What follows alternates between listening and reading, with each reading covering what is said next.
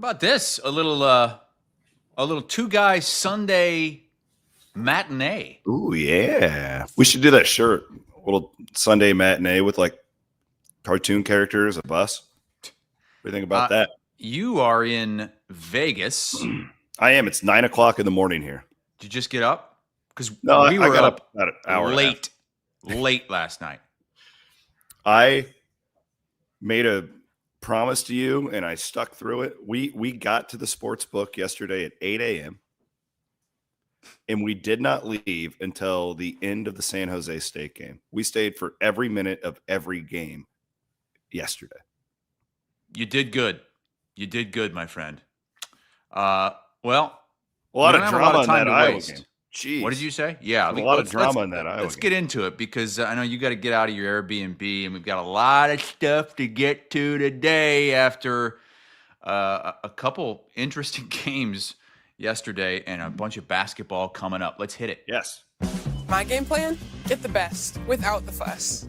That's why I love Fareway. Everything I need, easy to find. And a hometown atmosphere that just hits different.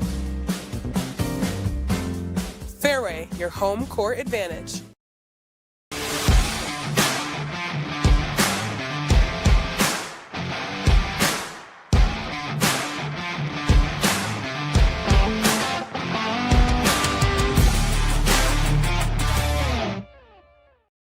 Okay, hold on. Okay.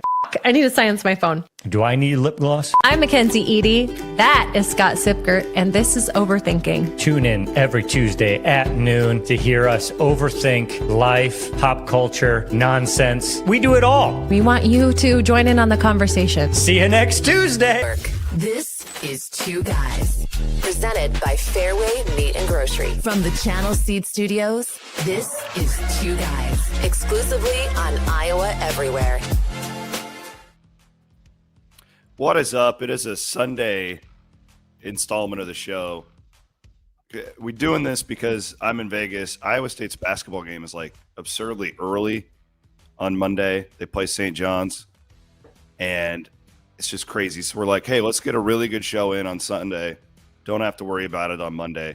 And this is, in our world, Chris, like one of the busiest weeks of the year when you do the fan site thing, like Cyclone Fanatic, because you got all these football games and you have like real basketball games. We have all of it to get into today. Welcome to Chris and Chris on a Sunday. We are presented by our friends at Fareway Meat and Grocery. We are in the Channel Seed Studios. Man, how you doing, brother? Doing all right? Wish you were here. I'm dragging. I mean, you stay up that late. Oh, it comes back to bite. I got my worst sleep score of all time on my Oura Ring last night. I usually get on a weekday, my score is usually about 85. On a weekend, might be down around 70. Last night, I got a 48. It says, be kind to yourself. Not good. Not good. So I might have to sneak in a nap this afternoon. Just so nap. Everybody knows, I'm doing the best with my internet situation here today. The video is going to be a little fuzzier. We've dumbed down the image so the audio can get through. Best I can do at an Airbnb. We're actually pulling this off of my phone, believe it or not. You have a live studio audience there, huh? Yeah, the boys. Well, they just walked out the door. I think they're going to the war table down at the Cosmo. What's that? But I actually feel great. Everybody's like, oh, yeah, did you have a rough night? I feel amazing. I'm super excited. We have a book event tonight. Our friends at Circa are helping throw for me. All the Iowa State fans are getting into town. I love Las Vegas. I know it gets old for some people. I absolutely love this place. I come alive when I get to Las Vegas. So no, we're ready to go. Man, I really was a fun day though at the sports book because Iowa State and Iowa had this like doubleheader. And we were sitting with Georgia fans and Notre Dame fans. So they all kind of had boring games to watch. Blowouts. And they got really engaged in the Cyclone and Hawkeye games because that's kind of what you do when you sit at the sports book all day. You just make friends with the people around you. Mm-hmm. And that Iowa game had everybody hanging on the edge of their seat. It was incredible. I was actually like really worried about you at one point because I'm like, man, if they lost that game, I mean, I think you put on X, it was one of the most embarrassing losses of the Ferentz era. It would have been. Oh my God. Like, thank God they came back and figured that out. I still don't know that Michigan State's coaching staff for clock management issues. They should not have been able to get back on the team play. Iowa really got fortunate that they were so bad with clock management at the end of the game, but Hawks made the plays. Congratulations. Well, I think even worse than the clock management was the decision time and time again to punt. Oh, man. To punt to the best punt returner in the country, in Kaden So Wetjen. stupid. Oh, my God. Every time he touched the ball, it was electric. He was the only offense they had the entire first half, and it came on special teams. And then again, I mean, what were they up? They were up 7 late in the fourth quarter, and they punted to him again. Unbelievable. I mean, what are they? How is it that hard?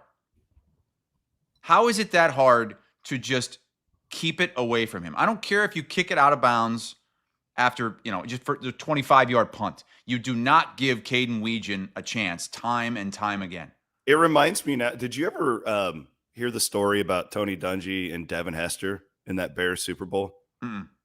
Dungy's gone on record saying this. So I think that was like the Bears' only touchdown was the Hester kick return. That's the only highlight I can remember from the Bears in that game.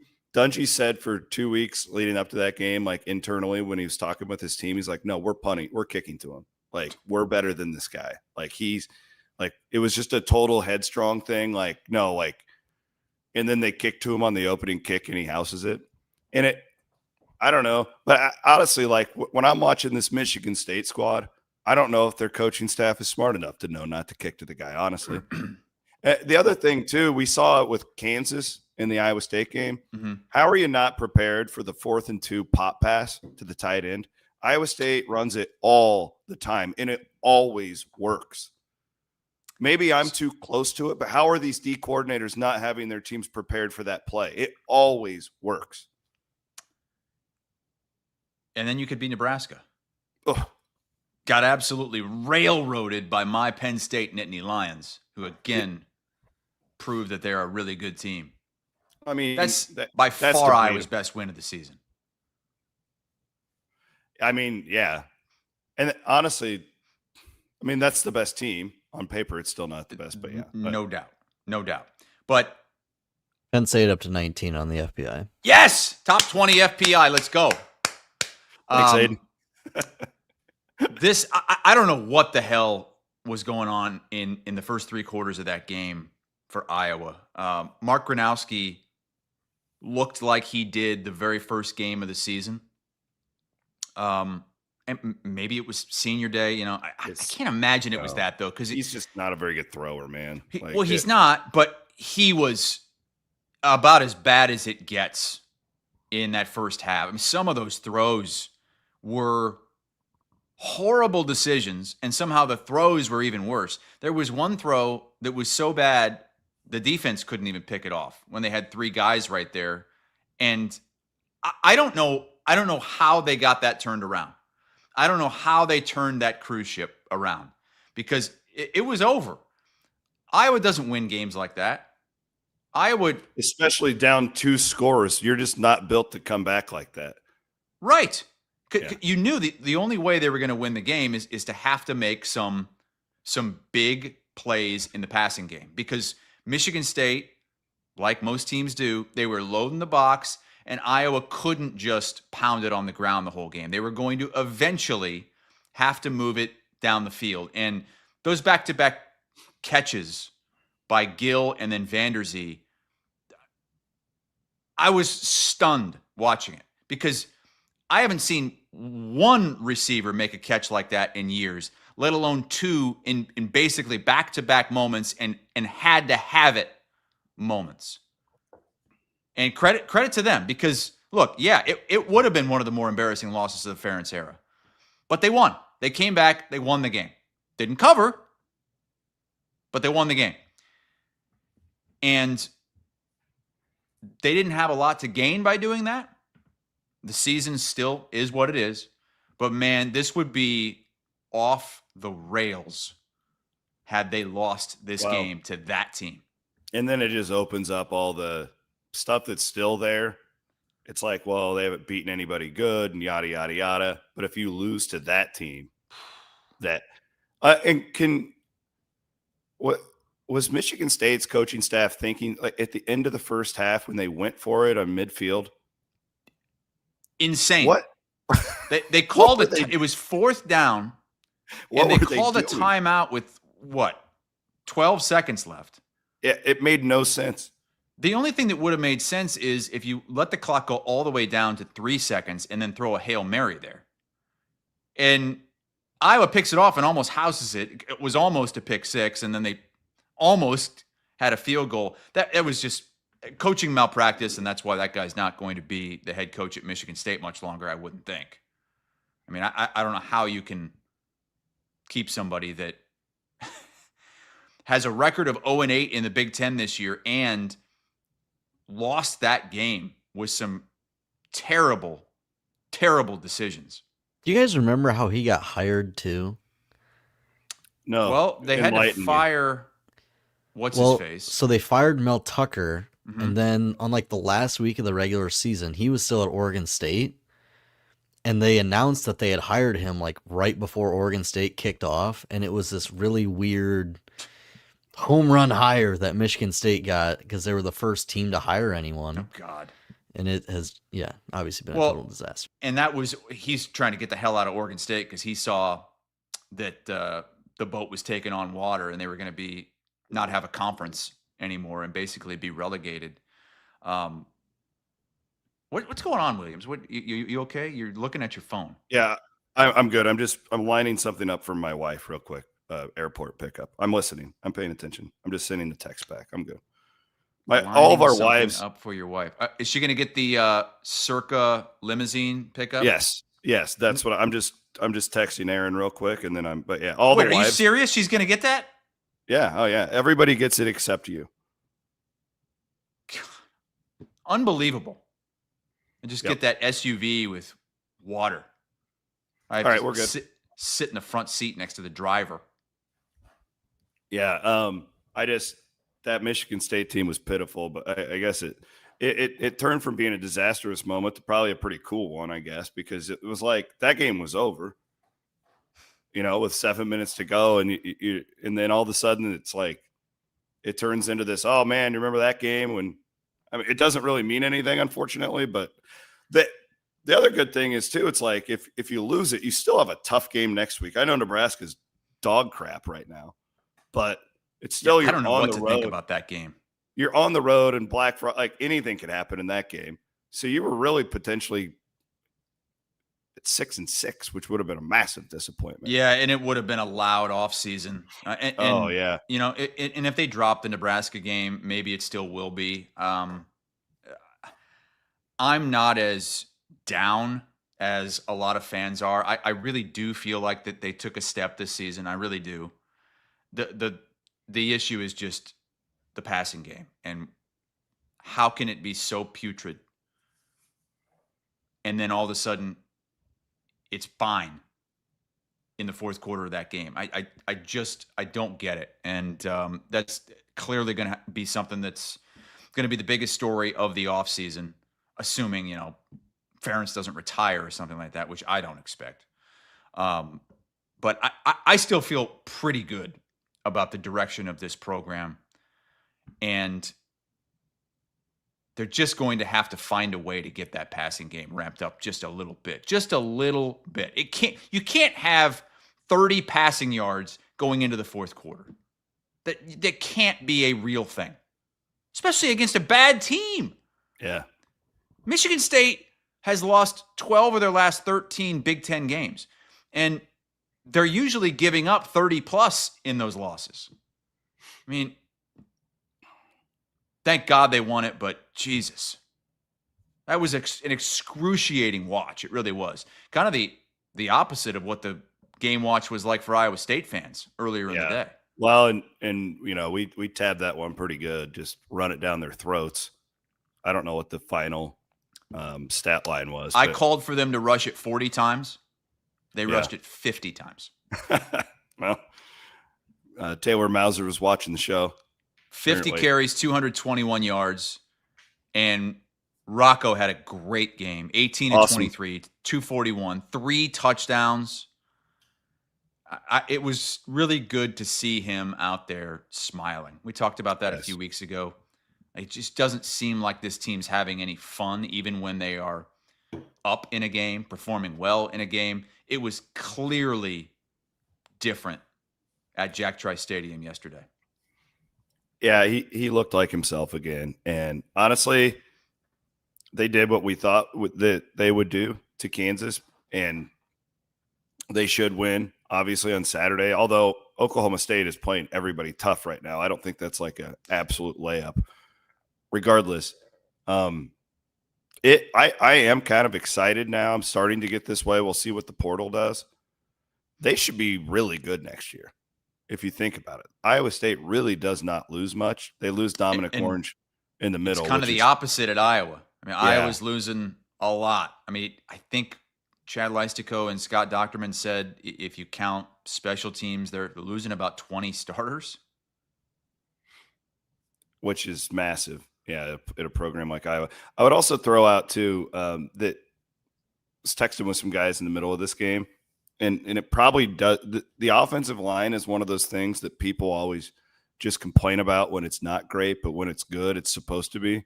Mm-hmm. Iowa State's offensive line is really playing great football right now. Like, I'd love to see Breece Hall get an opportunity to play behind this line.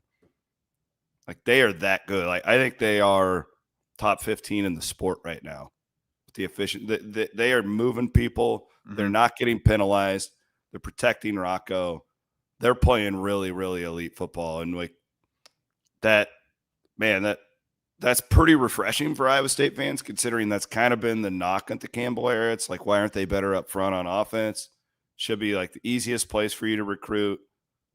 They've been really, really good, and we need to acknowledge that, because they've taken a lot of shit over the years from Iowa State. And I think when you look back at this season, you're gonna probably kick yourself that they didn't lean into that more, that they didn't lean into that run game, because I feel like there were too many times this year during that losing streak where they tried to get a little bit too cute, maybe tried to get Rocco going.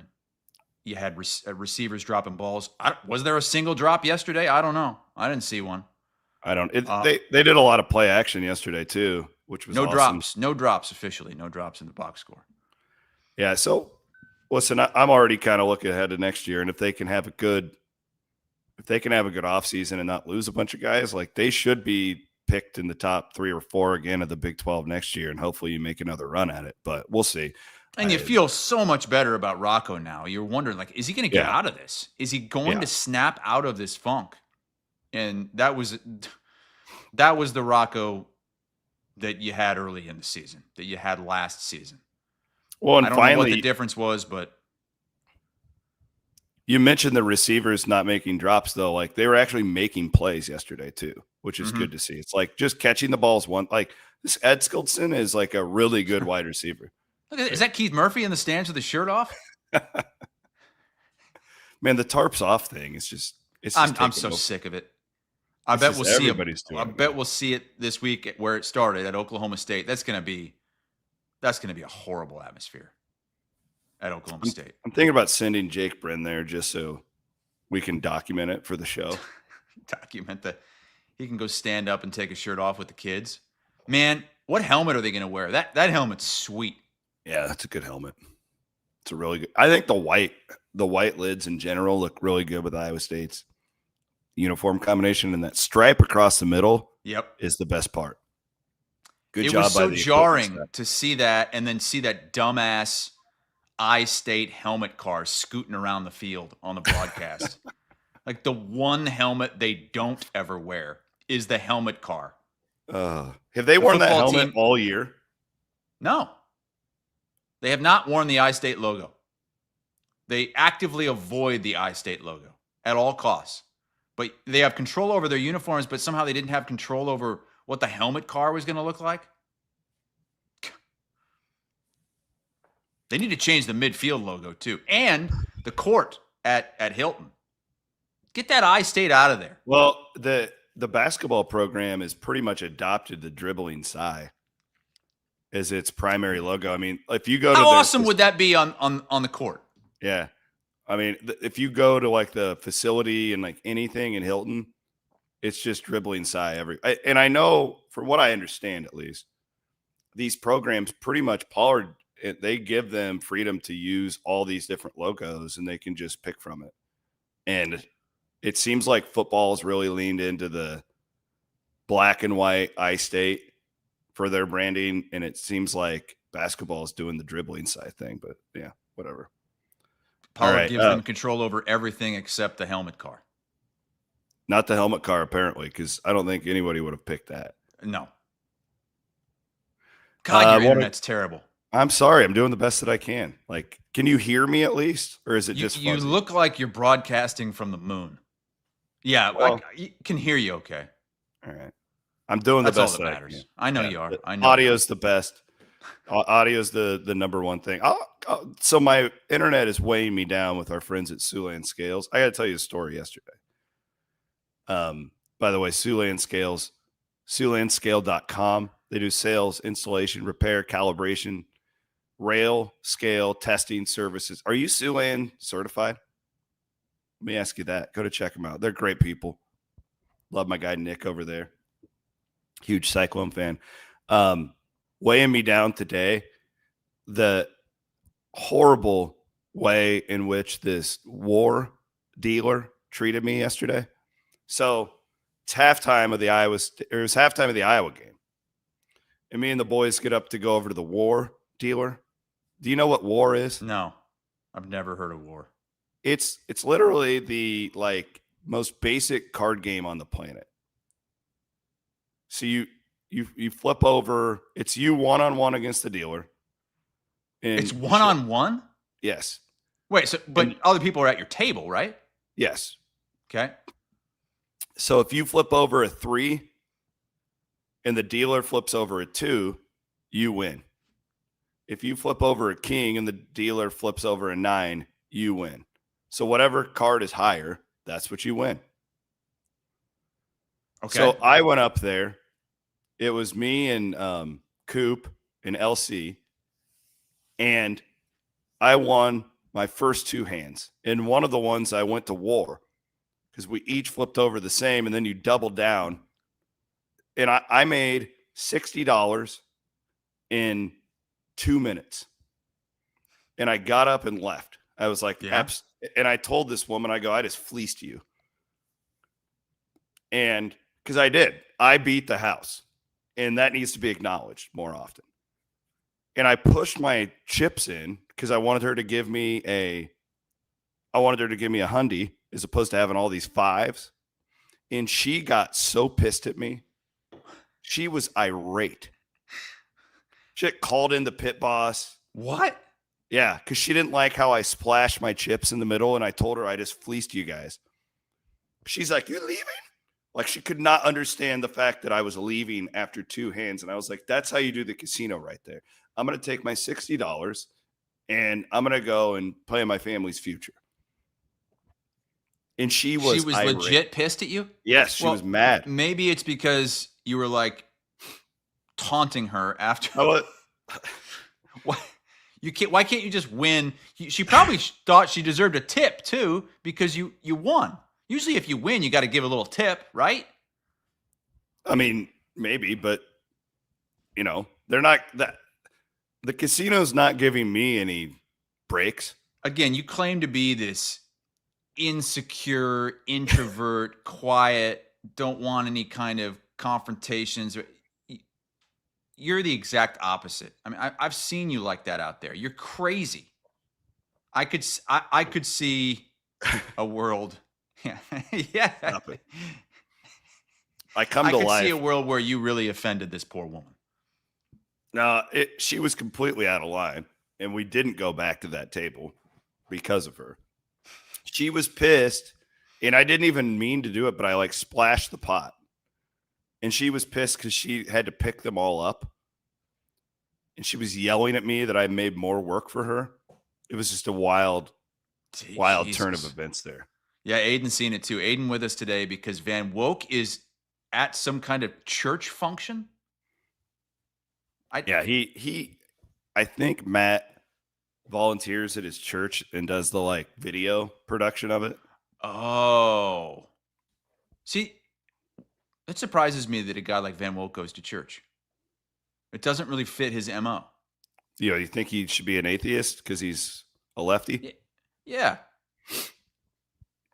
I mean, he's not like Baptist. There's no way he's like Baptist. I don't know. It's some like downtown Des Moines church, I want to say, that he goes to. It might be the one that like Downs and Fails go to as well. Oh, yeah. I'm not positive. No, I'm you're not probably positive. right. All right. Let's get into today's Triple B, Kelderman Manufacturing. Bigger, better, bolder. Built by Kelderman Manufacturing. We're actually going to go the same route here today and give it to Mike Halas, sports writing veteran from the Cedar Rapids Gazette. In unison. Yep. This guy, he's like the Seinfeld of sports writers is how I've always described Halas. He was laid off. There was an ownership change with the Gazette. I don't know all the specifics, but I do know that one of the first things they did was cut Mike, and a longtime sports editor from the Gazette. And listen, we could get into the business and how much we hate how a lot of this is set up, and maybe I'll do that in the future. But I thought it'd be great to recognize Mike and just honor his career as opposed to making it a negative thing today. Mike's one of the most interesting people I've ever talked to. He is just a witty, really funny dude. And this is a guy who, this is what I hate about right now that's going on. And it kills me because I grew up more of a fan of like guys like Halas and Randy and Tom Chattel over at the Omaha World. I was more of a fan of them than I was the teams because I love sports writers. And, like every time I see a Mike Lupica novel at the bookstore, I'm like, oh, sports reporters. Like, that's what I think. Like, I love the old Sports Reporters TV show on ESPN on Sunday mornings was my favorite show probably in history. I loved watching those guys. And it's so sad to me how our industry is treating so many of these gentlemen and women on their way out. I'm so grateful that Gannett and the Register let Randy do his thing on his way out. It was his decision. He was not forced out. Nothing. It just breaks my heart that Mike wasn't given that option. He deserved better. This business sucks right now. It's really hard. I'm not here to judge. I have no idea who their new ownership group is. I don't know. It hurts my heart to know that Mike didn't have that opportunity to go out on his own terms. Someone as talented as that and as loyal as that. I mean, I'm sure he could have gone elsewhere, but he stuck with the Gazette, stuck with covering the University of Iowa, and very few people have that kind of knowledge, that kind of history, and that's the kind of person you want in there. And a guy that also wasn't afraid to tell it like it is. He wasn't a cheerleader. Nope. This was a real journalist and a great columnist, and you saw so much outpouring of support for him from big time national guys that everybody knows, and they know Mike Halas because of how good of a writer he is. And we know him as just a really good guy. And it was great last night to hear Kirk Ferentz recognize Mike after the game. Even a Hall of Famer, and then Michael Halas the same way. So I know Mike will totally be embarrassed, and that's good. All right, because you get me all the time. So just want to do that, but I'll share a quick story with you. First of all, I've had great respect for Mike as a journalist for 27 years now. Just think he does really quality work, and quite frankly, I don't read a lot of stuff. No disrespect, not there, but I read a lot of his stuff, and I've always had great respect for the way he goes about his business, the way he does things. And when I took this job, 27 years ago, Mike actually traveled out. I don't know if you guys knew that, but traveled out to Baltimore, and we sat down on a Saturday night after meetings and all that, and we visited for I don't know how long, and did a really nice piece, and had a good visit that night. Appreciate him making the effort to come out and visit, and just been an admirer of his for a long, long time. So, Mike, just appreciate your great work. That's great, and it actually reminded me. There's been a couple of times where Fran McCaffrey would get really feisty with young reporters. That, and multiple times I remember Mike kind of like jumping in to have the back of the young reporter and like follow. He'll never admit to it. I knew what he was doing. I've seen him do it, and it just, you need those guys in what we do. You need there's got to be, like, we had it with Randy for so long, like up at Iowa State's beat. Like, you got to have those guys with the institutional knowledge. And I don't know, we don't have as many anymore. And it takes decades to build the credibility in these athletic departments that these guys have been able to do over the course of their careers. So really cool to hear Ferentz do that, because I'm sure Mike has written very critical things about him, and the fact that he still has that respect. And props to Ferentz too, because a lot of these coaches are in these bubbles and they don't appreciate the job of what these other people are trying to do. Wouldn't even admit that they read that stuff. Yep. Exactly. For Ferentz to say that he a lot of times would read Mike's work, even if it was critical. And I'm sure he wrote a lot of critical. I don't know. I can't think of any off the top of my head, but I'm sure he wrote some critical stuff during the Brian Ferentz thing. You had the whole issue with Chris Doyle and that disaster several years ago. You had the Rabdo thing. Like, there's been a lot of things, and I give Kirk Ferentz credit too for not taking any of that personally, because it's not. I mean, Mike covered the team, and hopefully somehow he'll get to continue doing this if he wants to do that. He's talented enough, and enough people know that he can keep working if he wants to. Yeah, we have I don't know what the answer is. And again, this is probably like a CW pod monologue at some point. Clearly the newspaper thing has seen better days, and like the problem I have, and it's not even like it's got to be really hard to monetize a newspaper right now. Like, I understand why like costs and stuff are a problem. I get it. The problem we have is just there's so many of these like private equity companies, and I don't even know if that's the case with the Gazette. I truly don't know enough about it. But we have a lot of these like private equity companies that are taking stake in these like what used to be journalism companies. So like they just need to turn a profit is the problem when it comes, and they're in the newspaper business specifically. We have a lot of these companies getting involved, and then it's like there's nobody who's like serving Eastern Iowa who would be like, oh, that's a good move. Like no, like, that's the problem with this whole thing. And it sucks. But I love Mike. Mike, we love you, man. Appreciate everything you've done for our industry. And we'll, hopefully we haven't seen the last of Mike Halas. Big time Triple B. I think that might be the first ever solo Triple B. Well, I'm taking Brock Purdy. He's got a big game. No, I'm just kidding. Monday night. They play Monday night, right, against the Panthers? Is it Monday night? Okay. I didn't even know. It's so weird being like, it was actually really cool to go to the sports book, and games were kicking off at 9:00 yesterday. Oh, I love West Coast time. Yeah. It's really, really cool. All right. You want to do a little bit of basketball? Like, Iowa State gets St. John's tomorrow, so a major matchup. It's actually kind of cool. One of Fred Hoiberg's old assistants, who was in Iowa State for a really long time, Matt Abdelmassi, he kind of runs like the NIL stuff for Patino, and was texting with him last night. So we have a little connection to this St. John's team. I don't know, Aiden, if you can find a point spread, that'd be great.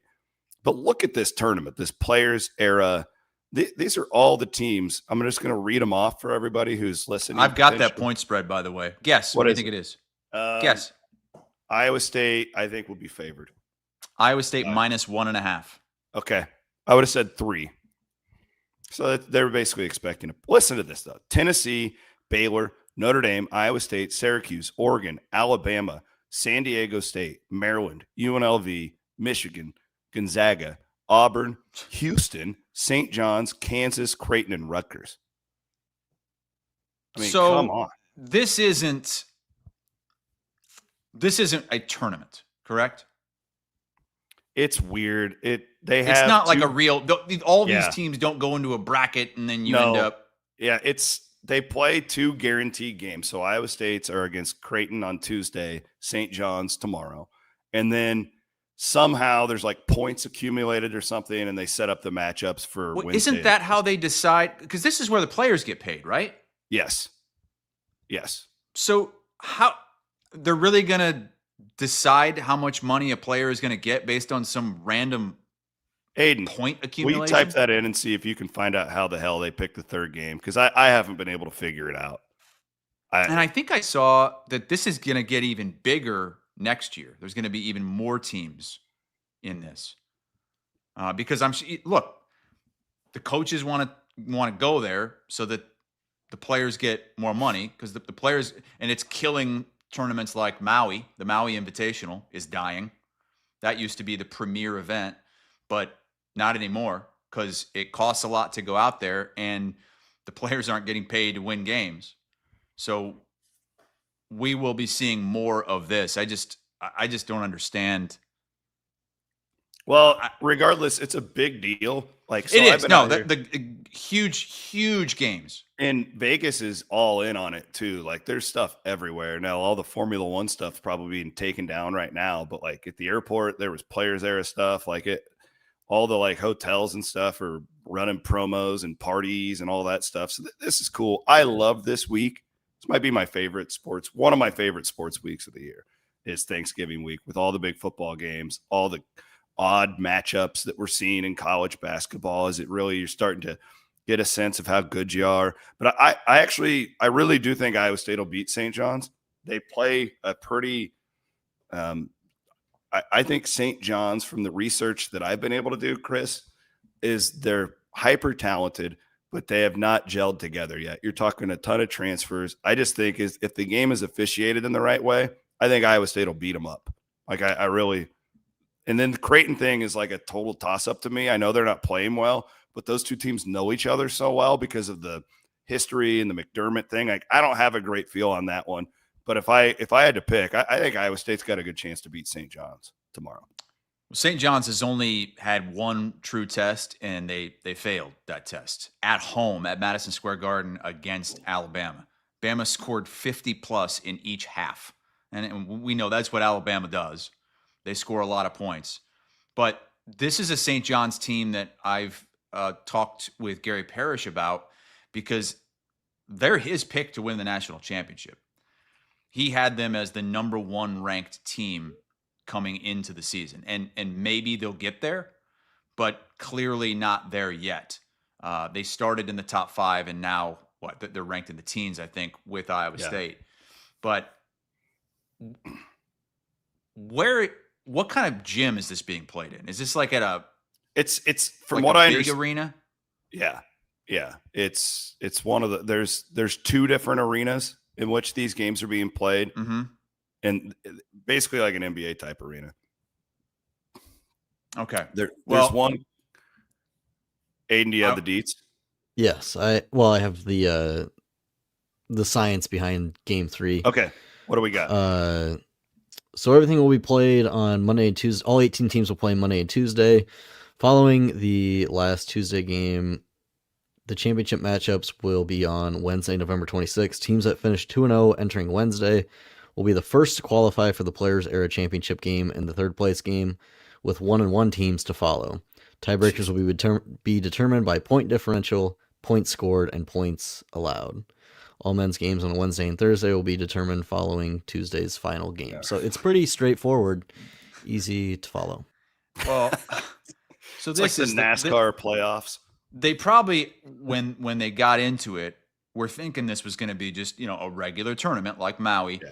And then everybody wants to be a part of it. So they just keep expanding the thing. And so that makes that third game, because I'm sure teams are going to have much more difficult paths than others. Iowa State has a difficult path, but I'm sure there are others that will have even tougher games. But who could they play in that third game? Like, if they are as good as you feel that they are and should beat St. John's, you would think Can they that play they could Kansas handle or Creighton. Houston?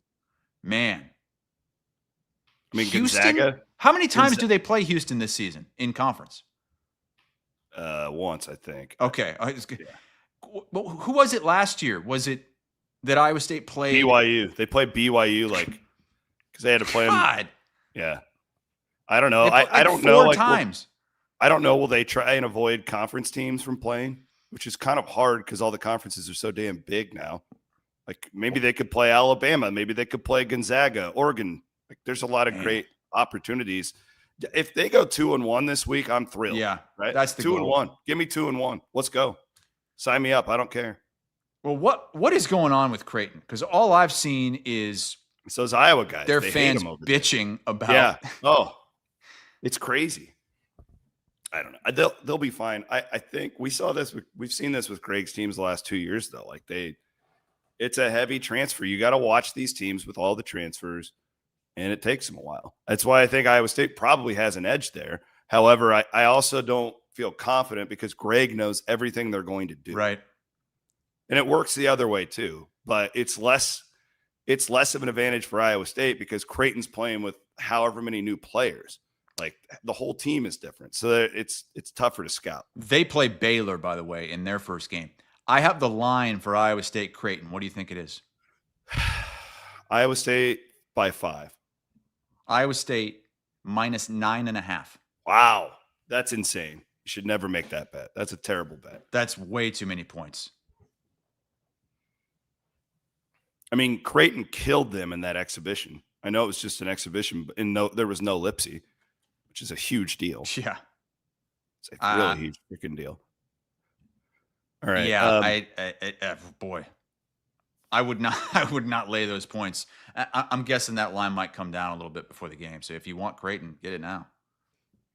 All right. Let's do, I want to go long on something. I'm going to try and sell something to you. It's time to go long with Wealth Charter Retirement Planning and Tax. It's actually really good, too, to have Aiden here because ever since I hired Aiden and he became my intern, I hammer him about save your money, dumbass. I don't call him a dumbass because I'm serious. If you're in your 20s and you start investing like $100 a month, like there's this thing called compounding that my guy Tim will tell you all about at Wealth Charter. It is an amazing thing if you have time on your side. It's hard for me to take anything you're saying seriously with you just have a frozen, foggy picture. As long as we have audio, buddy. You got audio, but okay. Somebody suggested that it's Aiden, not ideal. This is the best we can throw up just a picture of you. Like find super fat Chris Williams from a couple years ago. Do whatever the hell you want. Throw that up. By the way, it was Colorado they played in the non-con. Yeah, I forget. Yeah. But they played BYU 3 times too, I want to say. But so we're out here and we went to the Formula One stuff. I love this sport so much. Chris, it is the most interesting group of fans that you will ever find. We got the Asian people over there. Oh, okay. These people came from Brazil. These people are from Iowa. Oh, there's the California people, black people, white people, Muslim people. It is a melting pot. So you're saying it's not like NASCAR? Correct. Well, and that's what I grew up in, like where it's all, which is fine. I love NASCAR too. and I love football and I love the NFL. The cool thing about this F1 thing is that, like, you don't even have to be a sports fan. You may just like the technology of it. You may just like the, like, it's very a stylistic sport where everything is very high society. Like, it is the coolest thing to just be around out here and just walking through these casinos with all the people and their different, like, team shirts and stuff. Like, I absolutely love this sport. I think it's the coolest thing. And, like, I'm here with, like, a group of people that could not be more different, but we all have the same. You would like this. I promise you. This would not be like, what would I like about it? The aura, the atmosphere. This is like you didn't even go to the race. I know, but we went to the Friday night. Like, Friday night's the best. The qualifying's the best part. Qualifying. I tried to kind of get into it when they had that first season of whatever it was called on Netflix, which was really interesting. Like, I'm with you on that. Great show. I think the personalities are interesting. The different teams are interesting, but it's just like the same thing every week. No, it's not. It's Max Verstappen winning a race, and it's other teams and drivers that finish near the bottom of every race. It's like there's no intrigue. There's no, like, Michigan State having a 10-point lead on Iowa as a 16.5-point dog that is possible. It's like it just seems to be the same thing, and you're just watching cars go around a track and the same guy winning all the time. No, the same guy doesn't win all the time. You're ignorant. Who won yesterday? Max Verstappen.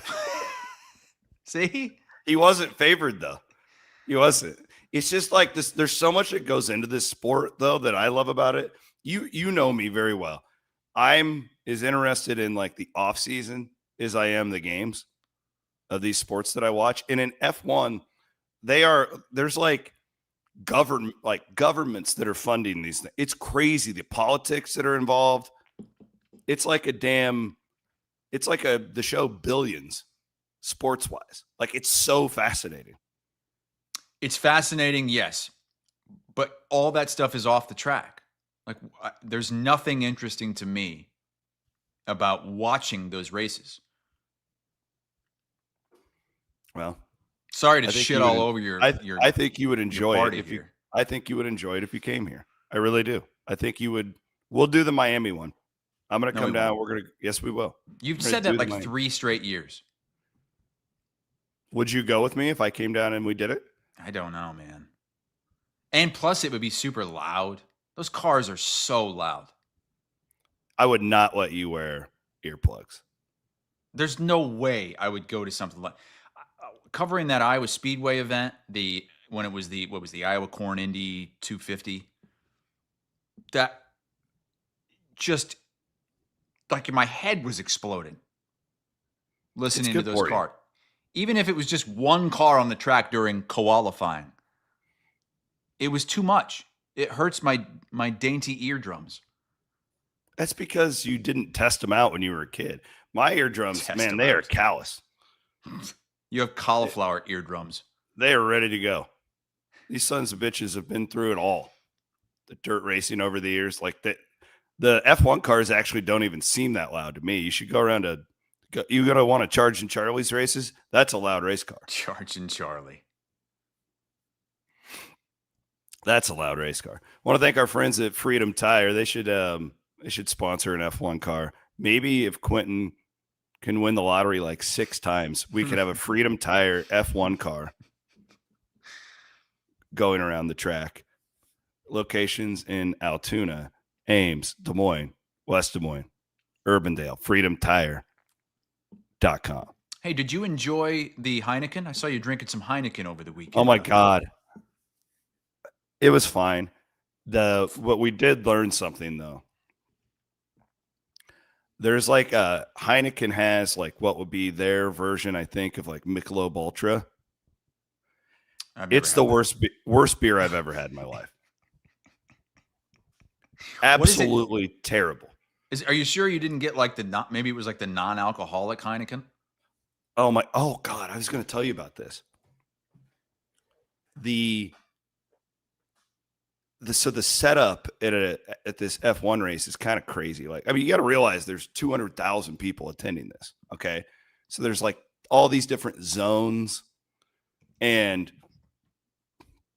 this happened to us 3 times where we go up to buy beers, and it's expensive, right? You're in an F1 race in Vegas. Like, these beers. Yeah, what does it go? A Heineken, a tall boy of Heineken is like $18. And it's the only beer you can buy. That's the only beer you can buy. Like a Red Bull vodka is like $23. So like these workers, I don't know who does the concession stand here, but this is what they do. They will be like, okay, that'll be $72. And you pull your card out, and then the guy will say, hey, this happened 3 times, Chris. Hey, if you give me 60 in cash, we'll call it good. What? Yeah. And then they take the cash and they put it in the tip bucket. So they just give you the drinks and they are pocketing it. Who are they working for? I don't know. I'm guessing they're just like these people who are just hired for the weekend. It happened 3 times. What the hell? Yeah. And then we got wise to it. And then they would be like, and this guy would be like, hey, you start bartering with them. He's like, I remember you. You come back, I'll take care of you.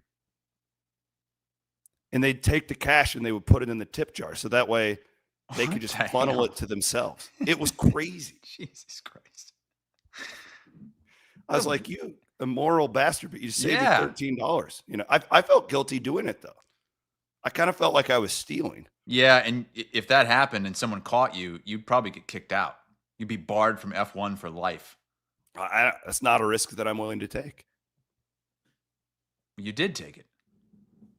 You did take that risk because you did save money. You did give him that cash.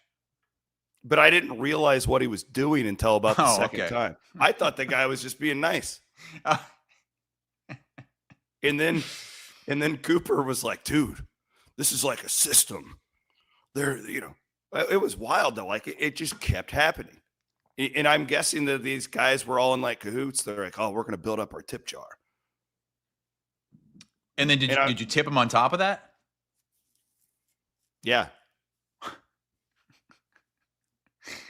Anyways, the Heineken was, I'm just not a huge fan. Now, I am going to Circa after this, and I know they have it on tap at Mega Bar. Yeah, try that. I'm going to try it on tap. Yeah, because when we were there, I got that. It was like a 20 ounce on tap that they would give you. It was like the size of my head. It was great. Well, it was not great. It never, ever get the Heineken Light or whatever that was. That was the single worst beer I've ever had in 41 years. Really? We all thought it too.